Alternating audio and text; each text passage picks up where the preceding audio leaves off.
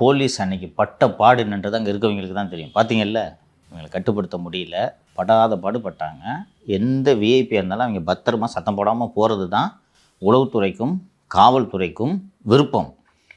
உங்களுக்கு அங்கே அந்த அழகர் தொடர்பாக ஏதோ ஒரு விழா வேறு அன்று நடந்து கொண்டு சித்திரை விழா அதுக்கான ஏற்பாடுகள் நடந்து கொண்டிருந்தது. அந்த நேரத்தில் இவ்வளோ இவங்க போகிறாங்கன்னு சொன்னோன்னா ஒரு பெரிய கண்டிஞ்சன்ட் போலீஸை இதுக்கு போடணும். அந்த விமான நிலையத்திலிருந்து இங்கே வந்து சேரும் வரை எந்த விதமான அசம்பாவிதமும் நடைபெற்று விடாமல் பாதுகாக்க வேண்டியது காவல்துறையோட கடமை. ஒரு ஹியூஜ் கண்டிஞ்சன்ட் ஆஃப் போலீஸை இதுக்கு இவர்கள் பயன்படுத்த வேண்டும்.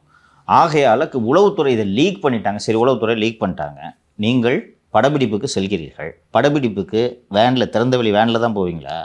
அதுக்கும் சொல்கிறாரு, காரணம் சொல்கிறாரு. மக்கள்லாம் வராங்க, அப்போ வந்து நம்ம சும்மா போனால் அவங்க வருத்தப்படுவாங்க, அதனால ஒரு தடவை முகத்தை காட்டிடுங்கன்னு கூட இருந்தவங்க தான் சொன்னாங்கன்னு சொல்கிறாரு. சரிம்மா, அப்போ உங்களோட நோக்கம் முகத்தை காட்டுறது.